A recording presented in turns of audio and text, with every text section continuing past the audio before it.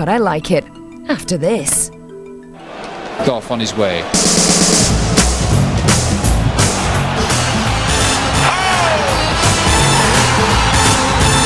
Oh dear. Goodness me. Problems there.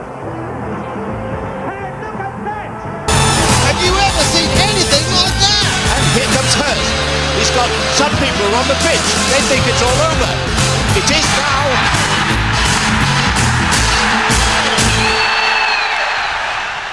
Hello and welcome live to Wembley Stadium on this momentous night in World Cup history. And to prove we're live, well done England. And what a marvellous goal that was by... certainly one of the best I've seen, if slightly controversial. Possibly. OK, I admit it, we're cheating. We recorded this reaction to the England-Germany game a few hours before the match. Oh, and good luck Tim Henman against Gower. In fact, we had to record no fewer than 47 different versions depending on the result of the game. You can see some if you like. Not again! 30 years of hurt. Yes! Yes, yes, yes, yes, yes, yes, yes, yes, yes, yes, yes, yes, yes, yes, yes, yes, yes! England have won. Who'd have thought it? A Phil Neville hat-trick. And one of them for England. The big talking point has to be that streak by Posh Spice. Well, I know Lineker and Lynham are rivals, but a punch-up in the centre circle at half-time. Incredible, wasn't it, when Ray Parlour came out as a lesbian in the 62nd minute? And the match had to be abandoned as a mark of respect for Her Majesty. Her Majesty popped up unexpectedly to rifle home the winner in the 89th minute. For the Germans. Yodel. And in reply, David Gower, solicitor, said his client had never been to Ilford and had never heard of Fat Barry. OK, I know it's a bit crap, but at least we're not watching Prozone in Andy Townsend's tactics truck. I mean, what's the point? We all know what the future of English football is. Nostalgia. And now Hurst, can he do it? He has done, yes! No linesman says no. It's a goal! All the Germans go mad at the referee. This line, at the linesman who can only speak Russian and Turkish. And here comes Hurst. He's got some people are on the pitch. They think it's all over. It is now. Hello and welcome to They Think It's All Over with Gary and Rory. Oh, sorry, that's just habit. Normally, we English are too modest to mention it, but David's team, what have you got to say about England's triumph from just 35 years ago? England only won the 1966 World Cup thanks to Sir Cliff Richard. England only won the 1966 World Cup thanks to Kenneth Clark. England only won the 1966 World Cup thanks to Prince Philip. So, was the person who won us the World Cup Sir Cliff, Kenneth Clark, or Phil the Greek? No, it was... What age would Cliff have been in 66? He was coming out of the shadows in those days, wasn't he? What's the other one? Kenneth Clark? Kenneth Clark is interested in football, isn't he? Because he manages the Tory party football team. Does he? Does, yeah. And Anne Widdecombe, I don't know if she's interested in football, but her nickname is 6-Yard Box. That poor woman.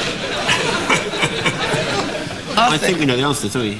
Kenneth Clark was taking the credit, wasn't he, for shouting at the line. Well, so you think Dave was telling the truth? Let's see if you're right.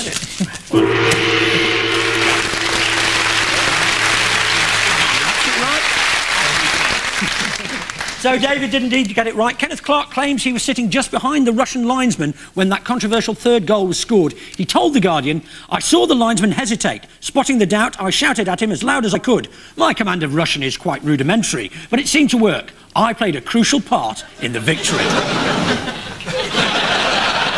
Other crucial interventions that Ken Clark has made at major sporting events include shouting "Pull the big stick" at Steve Redgrave, "Run faster" at Red Rum, and "Hang around the goal line, jug ears" at Gary Lineker. A similar thing happened at Euro 2000 when Helmut Kohl sat behind the England manager shouting "Put Phil Neville on!" Amazingly, the young Michael Portillo was also at the 66 final, although he left after 20 minutes when he discovered that Roger Hunt was a player and not the half-time entertainment. Anne Widdecombe, meanwhile, floated gently over the stadium with Goodyear written on her arse. Managing England, of course, is one of the most challenging jobs in football, and over the years some of the finest managers in the world have turned it down without a second thought. Instead, the likes of Kevin Keegan, Glenn Hoddle and Graham Taylor have led England from one cock-up to another. Here are some teenagers talking about it. Gary, Rory and Roger, your excuse concerns this ignominious defeat against Sweden in the 1992 European Championships. Darlene, brilliant goal. What, according to Graham Taylor, was the real reason for England's defeat? It's a bit unfortunate you played that clip because it was during that match that you got pulled off, wasn't it? Well, not literally, no. I think... Great. Was that in Sweden, that match, Gary? It was in Sweden, Had the team been up all night watching lady Volvo manufacturers on the job? Or... I don't know. Well, you should say that, yeah. You were there, Gary, weren't you? Any memories of that night at all? He was, yeah. You remember the manager's name? Yeah. Graham. Great manager, top man, best manager I ever worked for. Really? Superb. Really? Never blamed anyone else but himself. Really? Top man. Love it. Did he give particularly inspiring team talks, Gary? The best. I mean, for example, the morning before the Sweden game, the crux of it was, if it goes wrong, don't blame me. But no, I think it wasn't something about they're bigger and stronger and of an outdoor something or other. More Swedish. Yeah, I think I have to give you 3 points for that. If we have a little listen, this is what he actually said. Sweden were physically stronger than us. Now, when I say that, I'm not talking now about fitness as such. I'm just talking about their physique, their build. Why? Why should that be? I couldn't particularly answer that. What I do know, I mean, if you look at the Scandinavian countries anyhow, they tend to be of an outdoor pursuit.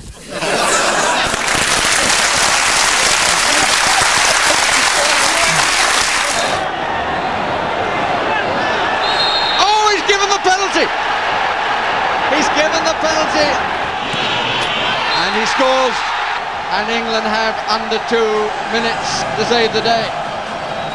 Now, the fact that Kevin Keegan's England went out of Euro 2000 was, of course, nothing to do with poor management, lack of skill, or anyone called Neville.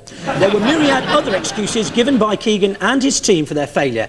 We found 7 in all, and we'd like you to come up with 3 of them, Gary's team, 1 point for each.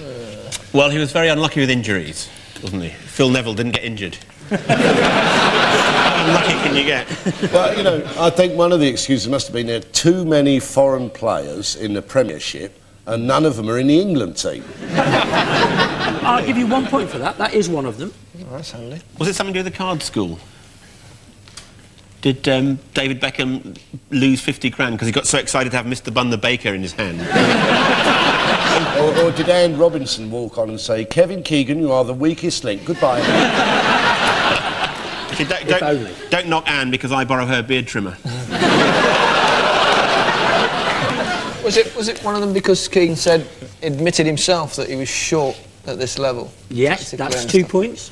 You could have had 1, they were disadvantaged because only one of the squad had experience playing abroad. 2, all the other teams had the advantage of having players in England, which you got. 3, the Premiership is a great league, but it doesn't fit in with the style of international football. 4, none of the players knew how to pass the ball. 5, Keegan couldn't come up with a way of solving problems. 6, Keegan was a little bit short for the job. And best of all, this from the England coach Les Reed explaining the defeat against Portugal. We didn't expect to go into a 2-0 lead as early as we did. Psychologically, that may have thrown us.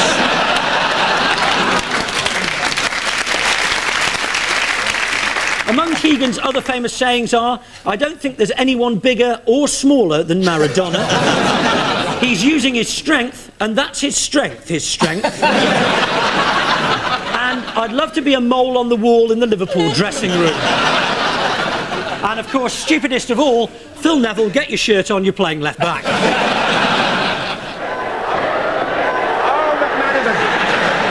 Easy goal. A tough week for Walker. Real chance here for Gascoigne. They moved up and got caught. Still Gascoigne. I love that. It's still Gascoigne. Oh, God. But when Glenn invited the sacked players into his hotel room to be told the fateful news, he had a plan to calm their nerves. David's team, what was that plan? It was to calm his nerves of the players. Glenn Hoddle put on the CD of hymns. No, in English, Frank.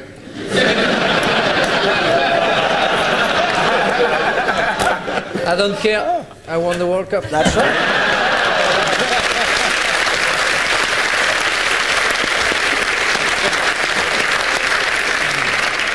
To calm the nerves of the players, Glenn Hoddle put on a CD of Kenny G. To calm the nerves of the players, Glenn Hoddle put on a CD of Celine Dion. That can't be that, can it? It's going to wind anyone up.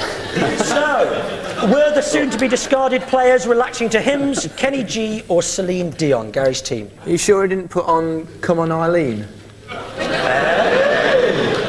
Come on, Eileen.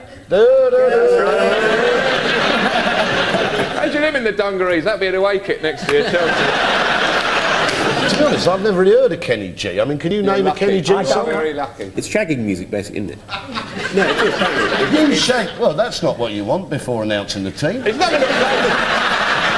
You have to admit. From what I understand, Kenny G is sort of a bland, uninteresting kind of music, and Glenn Hoddle. So I vote for Kenny G. All right. Who said Kenny G? You, David said Kenny. And you is correct. Well done. So that's 3 points to you. David Gower did indeed speak the truth. So let's all relax now and hear some of the smooth sounds of that mellow Kenny G sax. David, you're fired. Turn it off. That was then, the bad old days. Now, of course, we have Sven. And how lucky for all of us that the phrase poisoned chalice doesn't translate directly into Swedish. Not that everyone approves, of course. We must be at some state if we have got to get a foreign manager to coach England. Yeah. It's not right. It's wrong. Absolutely. I'm not doing it for claps. I don't want claps. Where's that soapbox? I'm not doing it for claps. We invented the game. For Christ's sake. If we win anything, the Swedes are going to get all the credit. You're speaking that against Sven, but on a serious note, have you seen his girlfriend? 45, Italian, lawyer by day, fills a bikini beautifully, scrubs up very nice indeed. Sven's got a Harley. He's got a Harley? You've got to keep all the information in. I've seen him in a picture with the Harley. He's got the moustache and everything. I didn't know that. The always controversial Ian Wright there. And depending on today's result, I'd personally like to applaud his clear-thinking far-sightedness, or condemn his narrow-minded parochialism. It's easy to blame the manager, of course, but sometimes you have to blame the players that the idiot picks. So let's be fair-minded. Let's blame all of them. Let's pick on people who've let England down at crucial moments. And Platz there, he's hit the bar. Oh, and the rebound has gone wide from Lineker. In by Moran, Lineker. What a miss. It's a good cross. Yes! Lineker just could not get to it. The first one was a great effort, wasn't it? The second one, it was blowing a gale. It was at Blackpool in the Cup. And the third one, well, he headed it off the line. Yeah. Have you ever done any football coaching videos? I mean, would you tell kids that the best way to head is to go... And is it normal for international class strikers, after they've headed the ball, to go, ow? Something's occurred to me, he's looking at that tape there and seeing, Gary captured on video for all time, a young prime man in the full vigour of youth. Quite beautiful in a butch way and running free and proud, his legs churning like steam piston engines as if they'd been designed by Isambard Kingdom Brunel. And look at him now, a wrinkled, foul-smelling... And I feel there must be a torment. Now, his face as wrinkled and as crunched up as the crisps he so shallowly promotes. I think we should spare a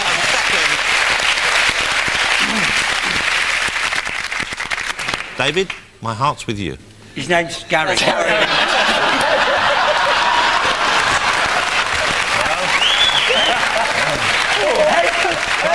That's showbiz. Yeah. Whoever the you are, my thoughts are with you. Is it just because he is a big old girl, frankly, and when he comes to hard ball, he doesn't want to look it in the eyes and he... No. I'll give you 3 points for that. Yeah, here is one of Gary's victims in that clip, John Barnes, with the answer. I read in Wildlife magazine that the reason he missed that header was that he was told or he fears for brain damage in later life. Throughout his career, Gary hasn't been the bravest player, to say the least. And when he saw, I think his name was Allan coming in, it was a choice between getting a little bit hurt or getting England through to the semi-finals, and we all know the outcome of that. To be fair, the Germans also make excuses when things go wrong, as we saw today when Rudi Völler blamed Germany's 9-0 defeat on the boogie. Now Yanni. Good effort, it's there! Croatia have scored, it's Yanni! Schuker coming in far side, Vlahovic goes for goal, oh it's there! Croatia have scored again! Oh, and there's a chance for the third goal, it's gone in! And it's Schuker! So just for once it was safe to write off the Germans, but naturally it wasn't their fault they got stuffed. So who did the Germans blame for not winning the World Cup? David's team. Anyone but themselves, I guess. Mm-hmm. Yeah, but that's because they're blokes. But it's who they blamed. Who they blamed. Did they blame it on their faith healer, Eileen von Drury? It was Lothar Matthaus who came up with the excuse, one of the players. It was his particular version of events. Lothar Matthaus, or Matthäus. Matthäus. Whichever you prefer. Matthäus. Because that's the correct pronunciation. Did they open up a second game against the Russians and come up against a long, hard winter? Oh, memories of your teens, David. Maybe they're gambling on England losing on penalty kicks. You never know that. That's why you don't get a chance, you see. Well, you know, I'm trying it. You're trying very hard. Classic British tennis player. Come on.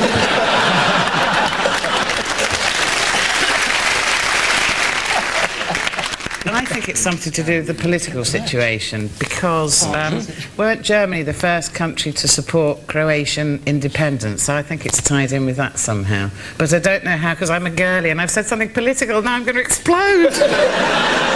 And magnificently, you're absolutely correct for 3 points. Yes, we did try. We did try to get German captain Lothar Matthaus to give us an answer, but mysteriously he wasn't in the mood to cooperate. So instead, here's a typical German fan to relay the official reason. Matthaus danach war Hans-Dietrich Genscher schuldig, weil seine Ahnung war, die Unabhängigkeit von Kroatien zu erkennen. Und wenn das nicht gemacht hätte, dann würden sie jetzt nicht existieren. Und dann würden wir das Viertelfinale nicht spielen müssen.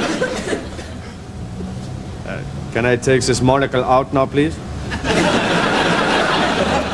See, Germany aren't all that good. Sometimes they've been known to go as long as 4 years without winning the World Cup. And in other major sports like darts and cricket, we're way ahead. What are they good at? Little things, like Formula 1. And they'd be rubbish at that if it wasn't for Michael Schumacher and his brother and Heinz-Harald Frentzen. That's ex-world motor racing champion Michael Schumacher holding a chimpanzee. Interestingly enough, I went to the same escort agency, and I also got an ugly German.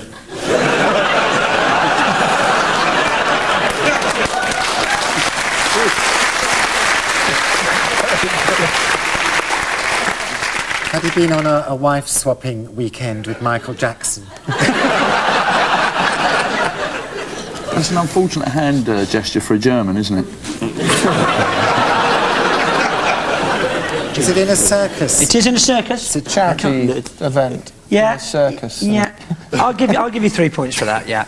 It is, in fact, the German answer to Comic Relief, in which top sports stars have to take part in a circus act. And Schumacher chose to appear with the trained chimps. German Comic Relief, eh? Bet that's funny. Mind you, still funnier than ours. Achtung, fertig, los! 30.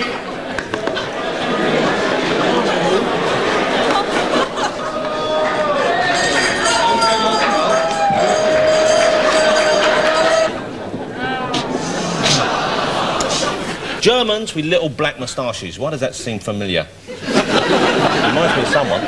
I know, David, that time I went over to stay at your house and you showed me that secret bunker you got. You know the one with the red flag with the weird black crosses on? You said it was a Druid design. And you played that stirring military music. You did the funny marching dance to. And you kept talking about the weather, going, hail, hail. I said, no, it's sunny outside. Have another look at that film? Yes, if you want. Oh, it's not how they make Marmite, is it?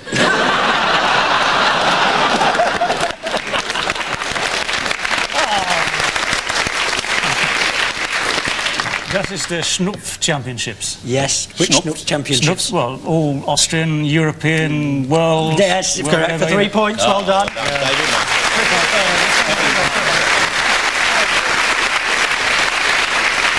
Those were the highlights of the World Snuff-Taking Championships held in that bastion of snuff, Bavaria in southern Germany. The winner is the person who can snort as much as possible in 60 seconds. So that's another gold medal in the bag for Britain if we can only get Daniela Westbrook through German customs. Oh yeah, there is one other thing that the Germans are good at. Taking penalties. Well done. Whoopity-doo. You can put the ball in the net from 12 yards. Hurrah! Anyone can do that. Well, except Gareth Southgate, and Chris Waddle, and Stuart Pearce, and David Batty, and Paul Ince.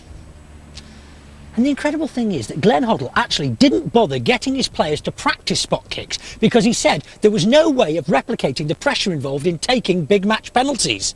That's the pressure involved in taking big match penalties when you haven't been practicing them. Poor old Gareth Southgate had to go around with a paper bag on his head for months afterwards. No ideas? No. Not many. OK, let's spin it up and see who it is. It is, in fact, Glenn Hoddle, Gareth Southgate in that Pizza Hut commercial, and Tiger Woods. Glenn Hoddle says he's terrified of dogs and won't go near them following a horrible experience with an Alsatian. Obviously, that was in his previous life as a cat. Since he missed that famous penalty, Gareth Southgate has taken on a monthly column in Goal magazine. Well, it's not actually in Goal magazine, it's just to the right of it. Christmas is, of course, the time of one of the most famous England-Germany matches in No Man's Land in 1914. The two sides put down their weapons, embraced each other, and then the bastards beat us on penalties. I'm also interested in the thing at the back on the wall, if we can see that again. There's a sort of grid there. That is the thing you do practice taking penalties. If you can... How do you know?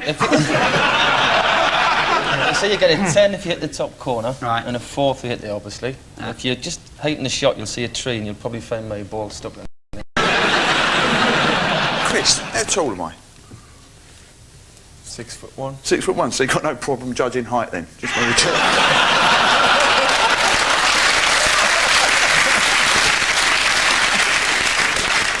To be fair, we don't always go out to Germany on penalties. Sometimes we go out to Argentina on penalties.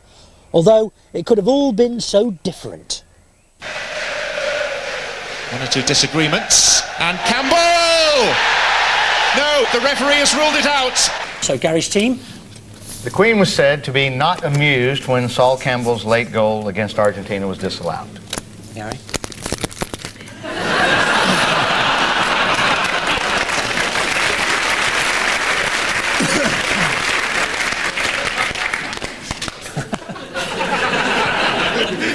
The Queen was said to be not amused when Frankie Dettori was suspended while riding in the royal colours at Goodwood for overuse of the whip. The Queen was said to be not amused when Tim Henman was beaten in the Wimbledon semi-final by Pete Sampras. So David's team, was Her Majesty pissed off at Sol Campbell's disallowed winner, at Frankie Dettori's whipping disqualification, or at Tim Henman's dismissal? The Queen, I believe she was not amused by England's defeat. But I believe she found the Scottish result against Morocco, they left 3-0, she pissed herself at that one. Come on, Geoffrey, come on. We haven't heard much from you. Don't use any thinking time. Imagine you're writing a book. Just straight in there. You would know this. You know the Queen, don't you, Geoffrey? You're always round there, aren't you? Blah, blah, blah. Rumpets, corgis, blah, blah, blah. Thatcher, nuts, yes, she was, blah, blah, blah. Blair, got him in my pocket, blah, blah, blah. I want to be the mayor. Give us the hat and the... Why do you want to be mayor anyway? That's no job for an adult, is it, really?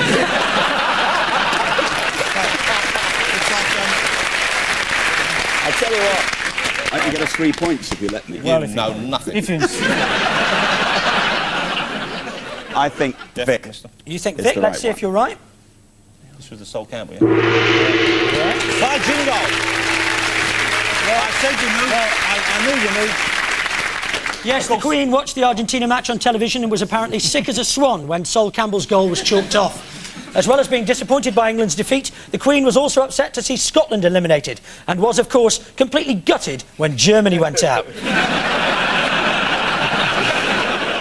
Geoffrey Archer there, who must have had an inkling of what was to come when he has to be paid in snout. Before we go, it's worth remembering that there is one Football World Cup in which we regularly stuff the Germans. The Gay World Cup. As the German manager said, our gays are bigger, stronger, and they're of an outdoor pursuit, especially the ones who live near Hampstead Heath.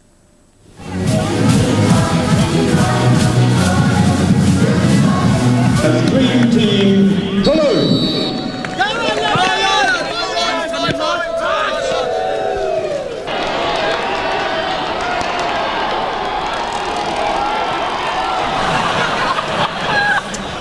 So, Gary's team, what was that all about? Is he showing Stoke again? Was it Harlow you lost to that time? I don't recall, it was so long ago. I'm 40 now, I wasn't 40. True. 40? You'll be getting pubes next, Gary. You must be really old, they've grown on your chin. It looks like it looks sort of like gay football, doesn't it? Slightly, just slightly. Yeah, Queens of the South. It's where they actively encourage tackle from behind. You could hear them singing, "Who ate all the quiche?"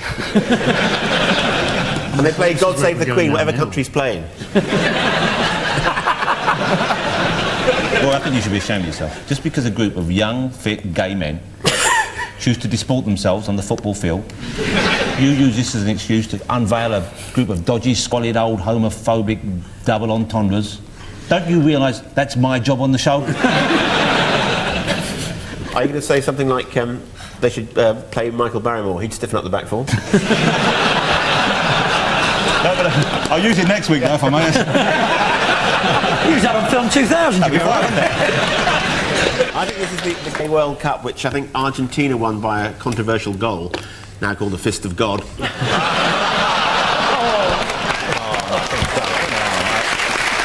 Any more? That's enough homophobic jokes. That's close enough. I'll give you 3 points. That was the occasion this year when England finally beat Germany in the World Cup final, the Gay World Cup final to be precise. England won it 1-0. The Gay World Cup lasted a week. That's a day for the football and 6 for the opening ceremony.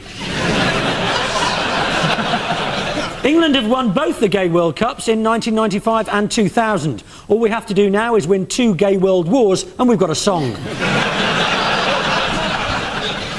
Sadly, however, the tournament was marred by violent clashes on the terraces. One man wore a yellow top with pink trousers. Well, that's just about it from They Think It's Uber Alles. And I'd like to offer my congratulations to the executives who came up with the bright idea of reacting to a game that hasn't happened yet. Congratulations as well to Manchester United on winning the 2002 Premiership, Lindsay Davenport on winning the 2002 Wimbledon men's singles, and Stoke City on winning the 2005 Champions League. Good night, I'm off for lunch. They think it's Uber Alles. It was then, it will be now.